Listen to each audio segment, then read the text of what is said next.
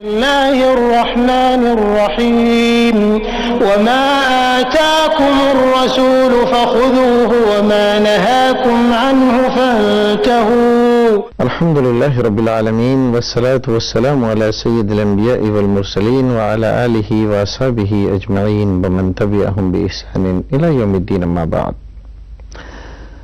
وعن عبد الله بن مسعود رضي الله تعالى عنه قال رسول الله صلى الله عليه وسلم أيكم مال وارثه أحب إليه من ماله؟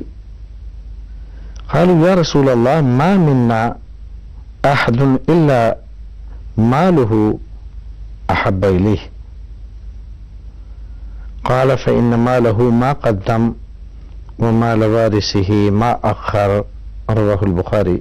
ناظرین، خیر مقدم ہے آپ کا رسول اکرم صلی اللہ علیہ وسلم کے پاکیزہ ارشادات کی اس مجلس میں. حضرت عبداللہ ابن مسعود رضی اللہ تعالی عنہ کی ایک حدیث جس کو حضرت امام بخاری رحمۃ اللہ علیہ نے بخاری شریف میں روایت کیا ہے، آپ کے سامنے آج ہم بطور درس کے رکھ رہے ہیں.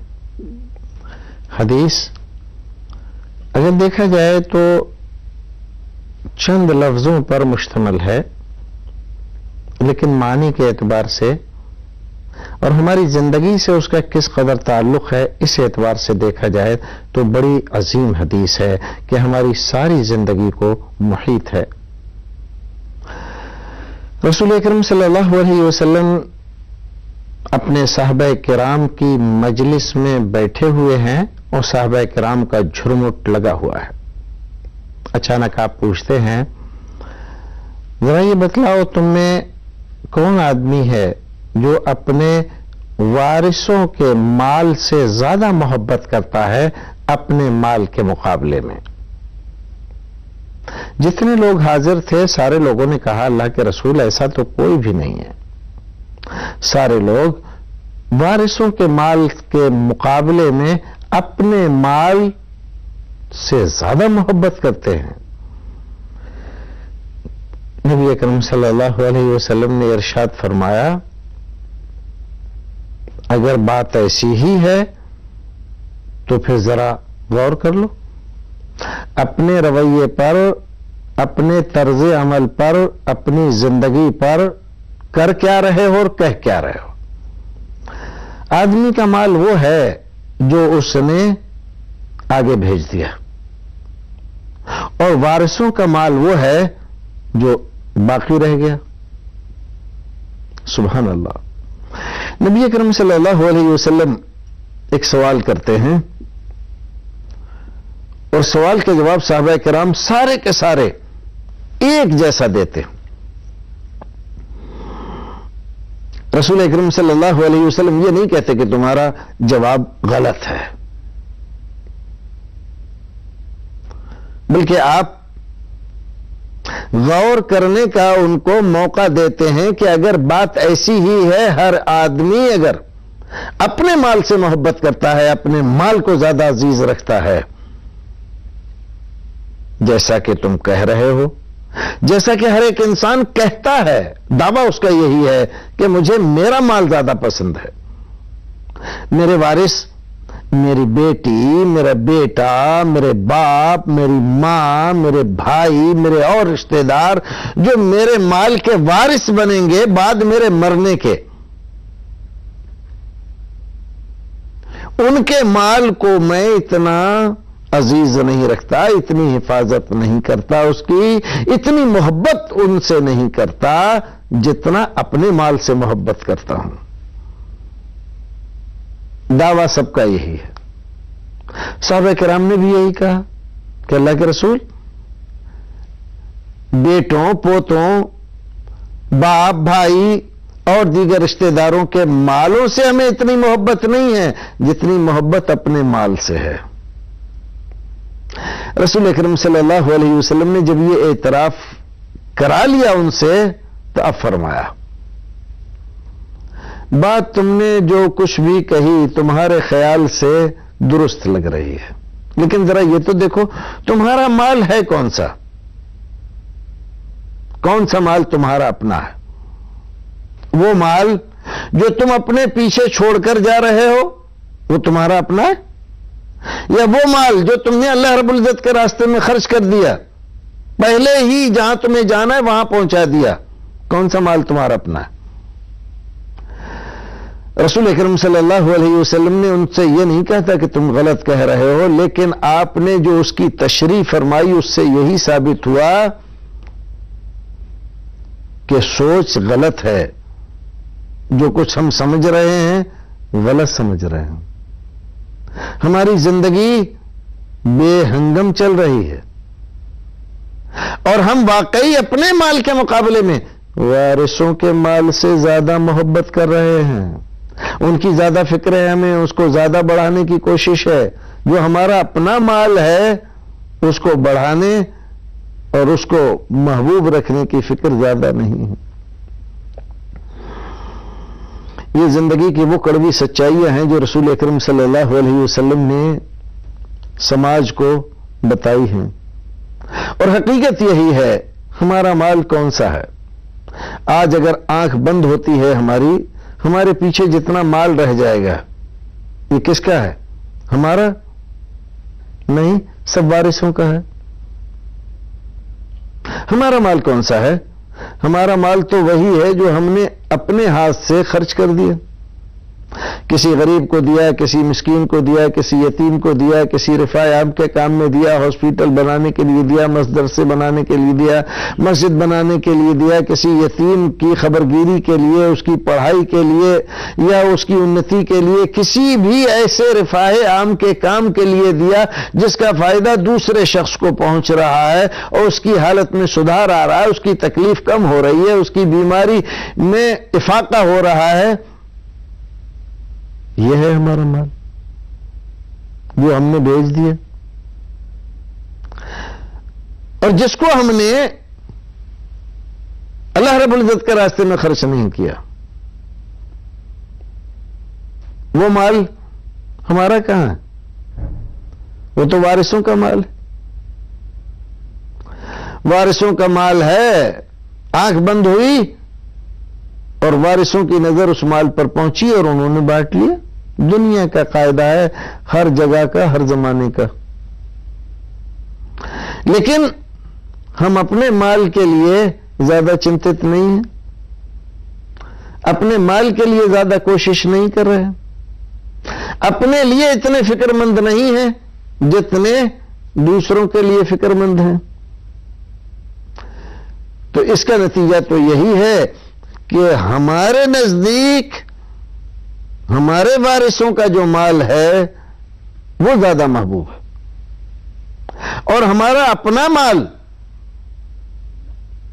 وہ محبوب نہیں ہے، وہ مرغوب نہیں ہے، اس کی فکر ہمیں نہیں ہے۔ جبکہ ایسی زندگی گزارنے سے فائدہ نہیں، نقصان ہے۔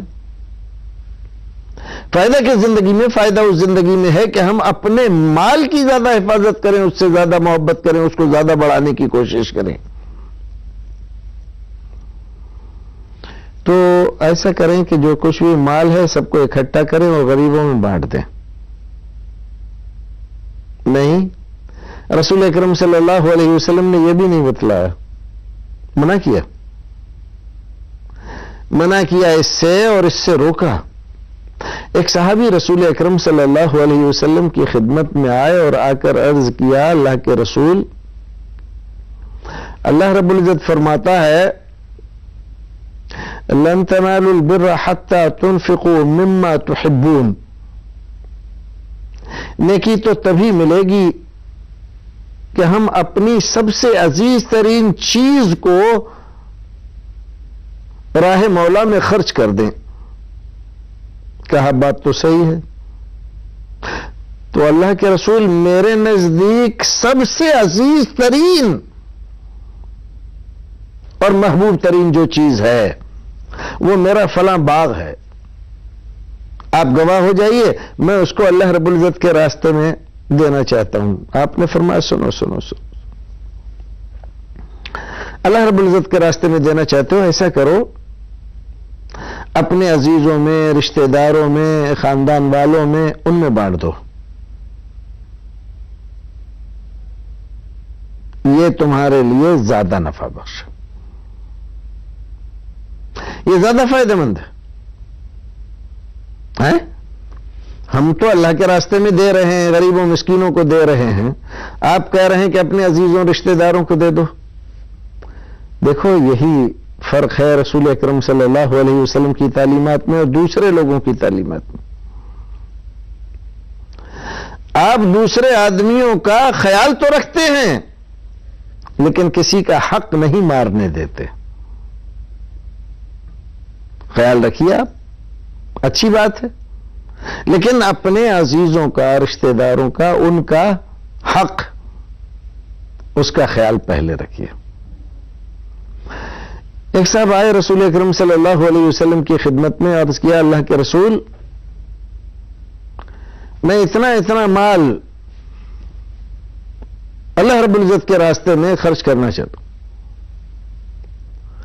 فرمایا کہ سنو جی، تم دنیا سے چلے جاؤ اس حال میں کہ اپنے بیوی، بچے، بھائی، اولاد، ان تمام کو فقیر، مسکین بنا کر چھوڑ جاؤ، اور یہ مال تم غریبوں مسکینوں میں دے جاؤ۔ یہ اچھا نہیں ہے، اس سے بہتر یہ ہے کہ اس مال کو ان کو دے جاؤ اور تم جاؤ دنیا سے تو تمہارے پیچھے تمہارے بچے کسی کے سامنے ہاتھ پھیلاتے ہوئے نظر نہ آئیں۔ تو رسول اکرم صلی اللہ علیہ وسلم کی تعلیمات یہ نہیں ہیں کہ آپ اپنا مال اکٹھا کریں اور غریبوں میں بانٹ دیں، نہیں، اپنا خیال رکھیں، اپنے بیوی بچوں کو بھی، ان کو بھی جن کی ذمہ داری آپ کے اوپر ہے،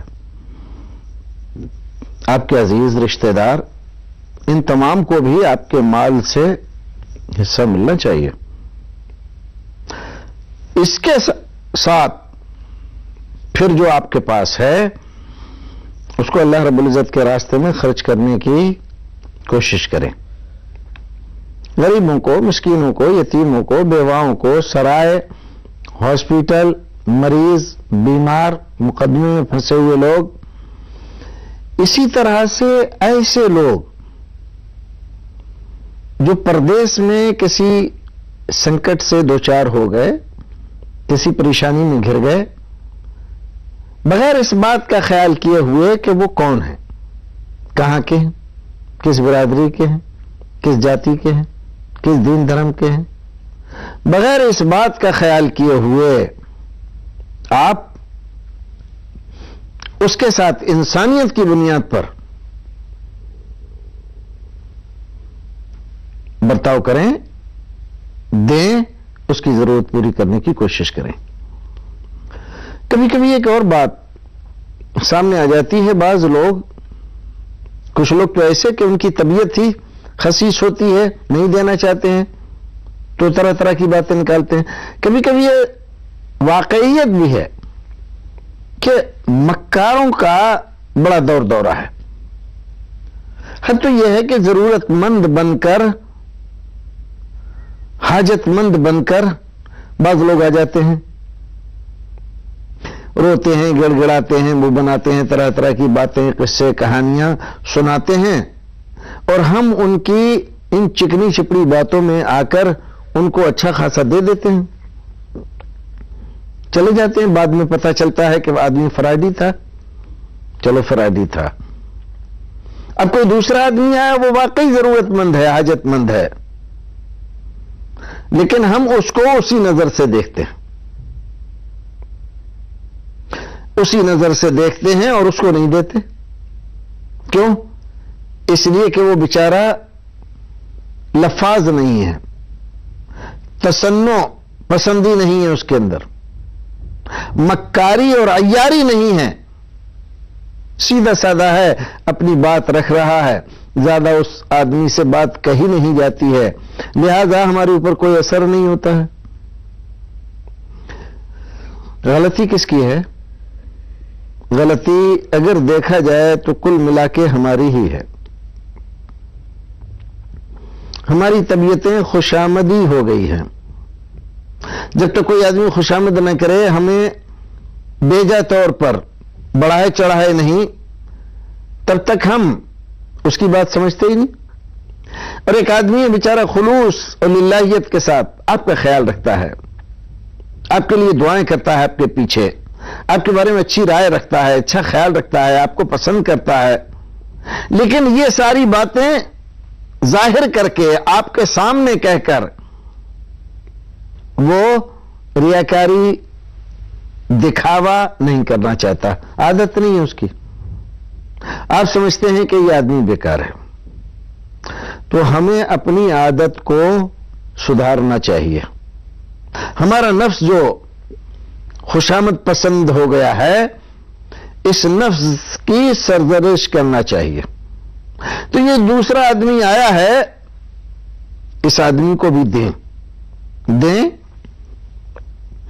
لیکن اگر ہمیں کچھ شک و شبہ ہو گیا ہے تو اپنے ذرائع سے اس کے سلسلے میں معلومات کر لیں. اور جب معلومات کر لیں تو اگر اللہ رب العزت نے دیا ہے آپ کو تو اتنا دیں کہ اس کی ضرورت پوری ہو جائے اور پھر وہ کہیں پر ہاتھ نہ پھیلائے. جس آدمی نے ہاتھ پھیلانے کو اپنی عادت میں شامل کر لیا ہے، اس آدمی کو آپ کتنا ہی دے دیں، وہ زندگی بھر ہاتھ پھیلاتا رہے گا، یوں ہی بنا رہے گا ضرورت مند. لیکن ایک دوسرا آدمی ہے کہ اگر اس کی ضرورت پوری ہو جائے پھر وہ آپ سے سوال نہیں کرے گا، نہیں مانگے گا، نہیں جائے گا آپ کے پاس. کیوں؟ اس لیے کہ وہ منگتا نہیں ہے، عزت نفس ہے اس کے اندر. تو آپ اس کو سمجھیے کون آدمی کیسا ہے. اگر بات چیت سے آپ کو اندازہ ہو جاتا ہے تو ٹھیک ہے، آپ نے دیا، مان لیجئے وہ فراڈ نکلا تو یہ نہ سمجھیے کہ اللہ رب العزت کے یہاں آپ کے پیسے بیکار ہو گئے. نہیں، آپ کو تو آپ کی نیت کی بنیاد پر ثواب ملے گا. آپ نے جو کچھ بھی دیا تھا اس کو ضرورت مند سمجھ کر دیا تھا، لہذا آپ نے ضرورت مند کو دیا، آپ کا نام ضرورت مند کو دینے والے میں لکھ لیا گیا. اس نے فراڈ سے، جال سازی سے، مکاری اور عیاری سے آپ کا مال لیا، وہ آدمی دھوکے باز، فراڈی اللہ رب العزت کے یہاں لکھا گیا، اس کی سزا پائے گا. آپ کو کوئی نقصان نہیں ہوا. تو یہ نہ کہیں کہ بھئی ارے صبح سے شام تک ایسے ہی لوگ آتے رہتے ہیں، ان کا کیا ہے، یہ سب مکار ہوتے ہیں. ایسی بات نہ کہیں، سب مکار نہیں ہوتے. ہاں کچھ ہو سکتے ہیں، لیکن اس کا یہ تو مطلب نہیں ہے کہ اگر کچھ مکار ہیں تو سارے ہی لوگوں کو آپ مکار کہہ دیں.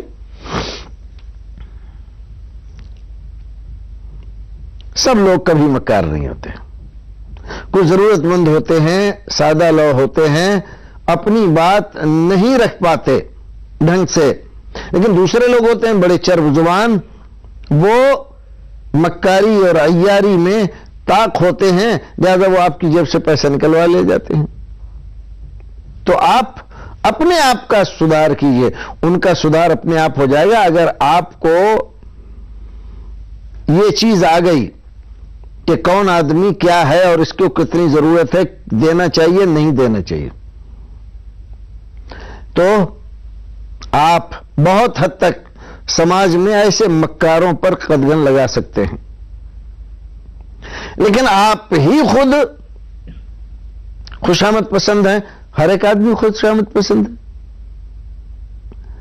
تو آپ کی تعریف کی تو آپ نے خوش ہو کے اس کو دے دیا، میرے پاس آیا میری تعریف کی، میں نے اس کو خوش ہو کے دے دیا، دوسرے کے پاس گیا اس کی بھی تعریف کی، اس نے بھی خوش ہو کے دے دیا. غریبوں کا، مسکینوں کا، دوسرے لوگوں کا مال یہ آدمی لیتا پھر رہا ہے اور وہ ہماری اس کمزوری کا فائدہ اٹھا رہا ہے کہ جو ہم خوشامد پسند ہو گئے. تو اگر وہ مجرم ہے تو مجرم کسی نہ کسی حد تک ہم بھی ہیں کہ ہم نے اپنے آپ کو خوشامد پسند بنا رکھا ہے، جس کی وجہ سے وہ پیسے نکلوانے میں کامیاب ہو جاتا ہے. اگر ایسا نہ ہوتا تو کبھی نہ لے جاتا. تو حدیث میں رسول اکرم صلی اللہ علیہ وسلم نے کیا فرمایا؟ ہر ایک آدمی اپنے وارثوں کے مال کو زیادہ پسند کر رہا ہے، ان کے لیے زیادہ تیاریاں کر رہا ہے، اور اپنے مال کی کوئی اس کو فکر نہیں ہے۔ صحابہ کرام نے کہا نہیں، ایسا تو کوئی بھی نہیں ہے، اللہ کے رسول سب لوگ اپنے ہی مال کو پسند کرتے ہیں۔ لیکن رسول اکرم صلی اللہ علیہ وسلم نے جب اس کی تشریح فرمائی تو غلط فہمی دور ہوئی۔ آج ہمارے زمانے میں بھی یہ غلط فہمی باقی ہے، ہم اپنے وارثوں کے مال کی زیادہ فکر کرتے ہیں، اس کے لیے زیادہ تگ و دو کرتے ہیں، اور اپنے مال کے لیے زیادہ فکر مند نہیں ہیں، جبکہ ہمیں اپنے مال کے لیے زیادہ فکر مند ہونا چاہیے۔ بعض علماء کرام نے حضرت علی رضی اللہ تعالی عنہ کا یہ واقعہ لکھا ہے۔ ایک بار انہوں نے اپنے ساتھیوں میں بیٹھ کر فرمایا کہ مجھے انسان کی حماقت اور بے وقوفی پر بڑی ہنسی آتی ہے۔ لوگوں نے کہا کہ کون سی حماقت اور بے وقوفی؟ فرمایا یہ کہ زندگی بھر دوسروں کے مال کو اپنا مال کہتا رہتا ہے۔ لوگوں نے کہا کہ کیسی باتیں کر رہے ہیں آپ؟ کوئی بھی آدمی دوسرے کے مال کو اپنا مال نہیں کہتا، سب لوگ اپنے مال کو اپنا مال کہتے ہیں۔ کہا کہ نہیں ایسی بات نہیں ہے، سب لوگ دوسروں کے مال کو ہی اپنا مال کہتے ہیں اور اپنے مال کی کوئی قدر نہیں کرتے۔ کہ کیسے؟ تو حضرت علی رضی اللہ تعالی عنہ نے جو اس کی تشریح فرمائی وہ اس حدیث کے بیان، معنی اور مفہوم سے بالکل میل کھاتی ہے۔ لگتا ہے ایسا ہے کہ حضرت علی رضی اللہ تعالی عنہ نے یہ نقطہ رسول اکرم صلی اللہ علیہ وسلم کی اس حدیث سے ہی اخذ فرمایا۔ کیا فرمایا؟ کیا ایسا نہیں ہے کہ تم لوگ اپنے بیٹوں، بیٹیوں، عزیزوں، رشتہ داروں، ناطے داروں اور سگے سمبندیوں کو، ان کے مالوں کو عزیز رکھتے ہو؟ کہا نہ اپنے مال کو عزیز رکھتے ہیں۔ کہا کہ یہ بتاؤ اگر آج تمہاری آنکھ بند ہو جائے، اس دنیا سے تمہیں جانا پڑ جائے، یہ مال کس کا ہے؟ عزیزوں کا، رشتہ داروں کا، سگے سمبندیوں کا۔ اسی کے لیے تو تم زیادہ فکر مند تھے۔ نماز چھوڑ رہے ہو اس کے لیے، روزے چھوڑ رہے ہو اس کے لیے، دینی کام چھوڑ رہے ہو اس کے لیے، علماء کے پاس نہیں جاتے اسی لیے کہ تمہارے پاس وقت نہیں ہے۔ کس کے لیے؟ یہ مال کمانے کے چکر میں نا کہو کہ بھی نماز پڑھا کرو، مولوی صاحب اتنے بچے ہیں، ایسا نہیں کمائیں گے تو کیسے پالیں گے؟ تو بچے پالنے کے چکر میں نماز نہیں پڑھ رہا، بچے پالنے کے چکر میں روزے نہیں رکھ رہے، مال جمع کر رہے ہیں بچوں کے کام آئے گا، دوسروں ہی کی تو فکر کر رہے ہیں، اپنی کہاں؟ ارے تمہارا مال تو وہ ہے جو تم نے بھیج دیا اللہ رب العزت کے یہاں، صدقہ کر دیا، خیرات میں دے دیا، کسی یتیم کو، مسکین کو دے دیا، کسی اپنے عزیز رشتہ دار کی ضرورت میں دے دیا، وہ ہے تمہارا مال۔ اپنے مال کو کون عزیز رکھ رہا ہے؟ کوئی بھی نہیں۔ بلکہ جو مال کسی غریب مسکین کو دے دیا، اس مال کو تو آدمی یہ سمجھتا ہے بیکار گیا، جبکہ وہی کام، وہی سب سے زیادہ کام کا مال ہے اس کے نزدیک۔ ایک اور حدیث یاد آتی ہے رسول اکرم صلی اللہ علیہ وسلم کی، اور حدیث صحیح ہے۔ حضرت عائشہ رضی اللہ تعالی عنہ گھر میں تشریف رکھتی ہیں، اللہ کے رسول صلی اللہ علیہ وسلم باہر سے تشریف لائے، پوچھا کھانے کے لیے کچھ ہے؟ تو فرمایا حضرت عائشہ رضی اللہ تعالی عنہ نے کہ اللہ کے رسول باقی تو سب ختم ہو گیا، ہاں ایک دست بچا ہوا ہے، بکری ذبح کی تھی یا بکرا ذبح کیا تھا تو جو گوشت تھا وہ سب بانٹ دیا لوگوں میں، ایک دست اس کا بچا ہوا ہے۔ رسول اکرم صلی اللہ علیہ وسلم نے فرمایا عائشہ سب بچا ہوا ہے سوائے دست کے۔ کہنے لگے اللہ کے رسول کیا فرما رہے ہیں آپ؟ بچا ہوا کہاں ہے؟ وہ تو سب بانٹ دیا، غریبوں میں، مسکینوں میں، یتیموں میں، آس پڑوس کے پڑوسیوں میں، تمام میں دے دیا۔ بچا کہاں ہے؟ اب تو ختم ہو گیا وہ۔ آپ نے فرمایا عائشہ وہ ختم کہاں ہو گیا؟ وہی تو بچا ہے، اور یہ جو تم نے بچا کر رکھا ہوا ہے، جس کو سمجھ رہی ہو یہ بچا ہوا ہے، یہ ختم ہو گیا، یہ کسی کام کا نہیں۔ کیا ہوگا؟ ابھی ہم کھا جائیں گے، ختم ہو گیا۔ لیکن وہ جو ہم نے ضرورت مندوں کو دے دیا، وہ اللہ رب العزت کے یہاں ہمارا جا کر ذخیرہ ہو گیا، وہ بچ گیا۔ اور جس کو تم بچا ہوا کہہ رہی ہو وہ ختم ہو گیا۔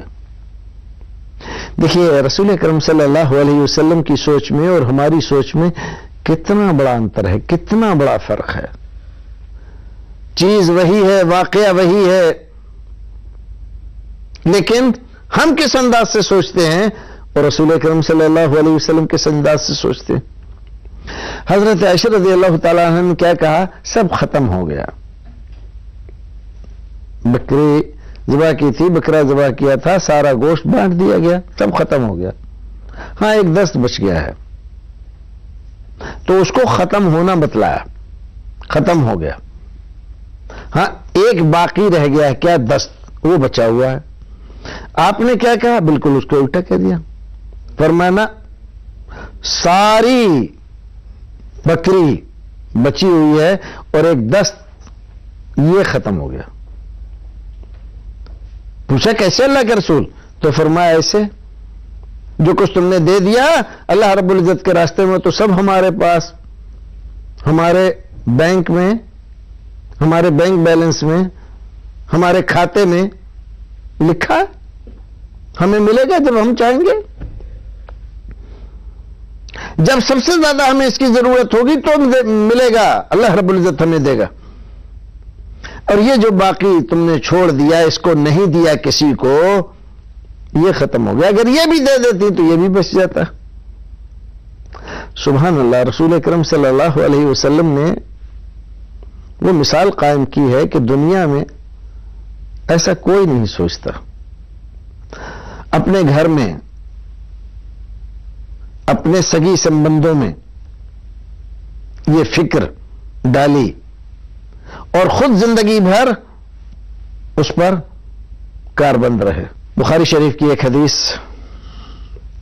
جس کو حضرت جابر رضی اللہ تعالی عنہ بیان کرتے ہیں، فرماتے ہیں ما سئل رسول اللہ صلی اللہ علیہ وسلم عن شیء قط قال اللہ۔ زندگی بھر کا تجربہ اپنا ذکر کر رہے ہیں کہ رسول اکرم صلی اللہ علیہ وسلم سے کبھی بھی کسی آدمی نے کوئی چیز مانگی تو اللہ کے رسول نے نہ نہیں کہا، منع نہیں کیا، وہ چیز دی۔ نہیں ہے تو کہیں سے انتظام کر کے دی، معذرت کر لی، اور وقت دیں گے، فلاں وقت آؤ تب دیں گے۔ ایک صحابی رسول اکرم صلی اللہ علیہ وسلم کے صحیح حدیث بھی صحیح ہے ان کی، انہوں نے دیکھا رسول اکرم صلی اللہ علیہ وسلم کے پاس کپڑے کافی پرانے ہو گئے، انہوں نے بہترین قسم کا ایک حلہ سلوایا اور اللہ کے رسول اکرم صلی اللہ علیہ وسلم کو ہدیہ کر دیا۔ اللہ کے رسول آپ کے لیے، آپ اس کو زیبتاً فرمائیں۔ نبی اکرم صلی اللہ علیہ وسلم کو ضرورت بھی تھی، پھر جس عقیدت سے، محبت سے انہوں نے دیا تھا اور جتنی اچھی اور نفیس چیز انہوں نے دی تھی وہ آپ کو کافی پسند آئی، آپ نے لے لی اور پھر آپ اس کو پہن کر آئے۔ مجلس میں ایک دو بار ہی آ کر بیٹھے ہوں گے کہ ایک صاحب کھڑے ہوئے اور کھڑے ہو کر کہنے لگے اللہ کے رسول یہ حلہ مجھے دے دیجئے۔ صحابہ کرام نے جب یہ بات سنی تو سب کے منہ کھلے کے کھلے رہ گئے. ہیں کیا کہہ رہے؟ لیکن رسول اکرم صلی اللہ علیہ وسلم نے کہا اچھی بات ہے. آپ گھر تشریف لے گئے, کپڑے بدل کے آئے اور حلہ لپیٹ کے لا کے ان کو دے دیا, یہ لو. بہت خوش ہوئے وہ. لیکن صحابہ کرام رضوان اللہ تعالی علیہم اجمعین کی زہر آلود نظریں ان کا تعاقب کر رہی ہیں. جس طرف ان کی نظر اٹھتی ہے ہر ایک آدمی ان کو گھور رہا ہے. قہر بھری نظروں سے ان سے بھی رہا نہیں گیا بیچاروں سے. کیوں بھائی اس قدر کیوں ناراض ہو رہے ہیں آپ لوگ؟ ارے تمہیں شرم نہیں آئی؟ ارے رسول اکرم صلی اللہ علیہ وسلم نے کتنے چاؤ سے, پسند سے, پیار سے یہ حلہ پہنا تھا اور کتنا جم رہا تھا, آپ کو کتنا اچھا لگ رہا تھا. چند دن بھی تو نہیں ہوئے تم نے سوال کر دیا کہ مجھے دے دیجیے, اور جبکہ تم جانتے ہو کہ آپ سے اگر سوال کیا جائے تو آپ منع نہیں کرتے, پھر بھی تم نے مانگ لیا اور رسول اکرم نے لا کر تمہیں دے دیا. کہنے لگے بھائیو بات تو تمہاری صحیح ہے, لیکن یہ حلہ جو میں نے لیا ہے یہ اس لیے نہیں لیا ہے تاکہ میں پہنوں, پہن کر آؤں, تمہیں دکھاؤں, کسی اور کو دکھاؤں. پھر کیا کے لیے لیا ہے؟ اور پہننا نہیں ہے تو لیا کیوں؟ اس لیے لیا ہے تاکہ دنیا سے جب میں جاؤں تو یہ حلہ میرا کفن بن جائے. اللہ اکبر. اس لیے لیا ہے چونکہ رسول اکرم صلی اللہ علیہ وسلم کے جسم پر یہ حلہ رہا ہے, اس لیے برکت کے لیے اس حلہ کو رسول اکرم صلی اللہ علیہ وسلم سے مانگ لیا انہوں نے. دیکھنے والے جنہوں نے اس واقعے کو ملاحظہ کیا وہ تو کچھ اور ہی سمجھ رہے تھے, لیکن مانگنے والا کسی اور نظریے سے مانگ رہا تھا, لیکن دینے والے کا نظریہ کچھ اور ہی تھا. دینے والے کی عادت یہ ہے کہ جب بھی اس سے مانگا جائے منع نہیں کرتا. مانگنے والے کی تمنا یہ ہے کہ آپ کے جسم سے جس حلے نے مس کیا ہے, جو آپ کے جسم پر رہا ہے, وہ میرا کفن بن جائے. لیکن دیکھنے والے یہ سوچ رہے ہیں کہ یہ آدمی رسول اکرم کو اچھا حلہ پہنے ہوئے دیکھ کر للچا گیا, لالچی آدمی ہے, شاید یہ اپنے پہننے کے لیے مانگ بیٹھا. تینوں کی الگ الگ سوچ ہے, الگ الگ انداز ہے. لیکن نبی اکرم صلی اللہ علیہ وسلم نے منع نہیں کیا. یہ نہیں کہا میاں ابھی تو پہنا ہے, آپ 2-3 دن تو پہننے دو پھر دے دیں گے, ایسا نہیں کہا. ہاں کہا ٹھیک ہے. گھر گئے اور اپنا وہی پرانے والا حلہ, وہی پرانا کپڑا, پرانی قمیص پہن لی اور وہ نیا والا تہ کر کے لا کے ان کو دے دیا. کبھی رسول اکرم صلی اللہ علیہ وسلم نے کسی بھی سائل کے سوال پر لا نہیں کہا, اور یہ ساری زندگی کا معمول رہا. جب بھی آپ سے کوئی چیز مانگی گئی ہوئی تو فوراً دے دی, نہیں ہے تو کہا بھائی انتظار کرو, بیٹھو, اللہ دے گا تو تمہیں ہم دیں گے. ایک آدمی رسول اکرم صلی اللہ علیہ وسلم کی خدمت میں آیا, کافی مال کی اس کو ضرورت تھی. سوال کیا,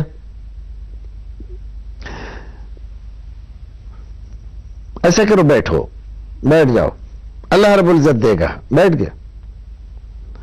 ایک صحابی کوئی ہدیہ لے کر آئے, کوئی تحفہ لے کر آئے, کوئی کچھ لے کر آئے, کوئی کچھ لے کر آئے. تھوڑی دیر میں اچھا خاصا ہو گیا. ان سے کہا کہ میاں کتنی ضرورت ہے تمہیں, لے لو. لے کر چلے گئے. کبھی کسی کو ڈانٹا نہیں، پھٹکارا نہیں،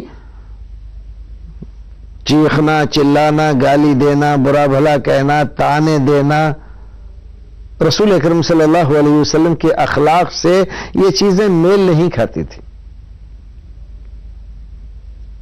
جن چیزوں کو آپ جانتے تھے، جن لوگوں کو آپ جانتے تھے کہ یہ ایسے ہیں، ان کو بھی کبھی کسی مجلس میں یہ نہیں کہتے تھے کہ تم ایسے ہو، فلاں ایسا ہے، بلکہ اگر کبھی کسی آدمی کی کسی غلط بات پر آپ کو ٹوکنا ہوتا تو برسر مجلس یہ نہیں کہتے فلاں آدمی نے ایسا کیا، فلاں تم نے ایسا کیوں کیا، ایسا کیوں نہیں کیا، نہیں، بلکہ کیا فرماتے، ما بال الناس یفعلون کذا و کذا، کچھ لوگ ایسا ایسا کر رہے ہیں، ایسا نہیں کرنا چاہیے، کیا ہو گیا ہے لوگوں کو، ایسا ایسا کر رہے ہیں، کس لیے؟ تاکہ عزت نفس اس کی باقی رہے، سماج میں وہ ذلیل نہ ہو جائے، کیونکہ آپ کا مقصد ذلیل کرنا نہیں، برائی پر ٹوکنا ہے تاکہ وہ آدمی اس برائی کو چھوڑ دے اور اس سے رک جائے، اور یہ مقصد ایسے بھی حاصل ہو جا رہا ہے، نام لینے کی کوئی ضرورت نہیں۔ تو میرے رسول کے اخلاق نہایت ہی بلند، پروردگار ہمیں اور آپ کو نیک عمل کرنے کی توفیق عطا فرمائے، جب تک دنیا میں رکھی ایمان و سلامتی کے ساتھ رکھے، اور جب دنیا سے لے جائے ایمان و سلامتی کے ساتھ لے جائے، رسول اکرم جیسے اخلاق و عادات اختیار کرنے کی پروردگار ہمیں توفیق عطا فرمائے۔ وآخر دعوانا ان الحمد للہ رب العالمین۔ وما آتاكم الرسول فخذوه وما نهاكم عنه فانتهوا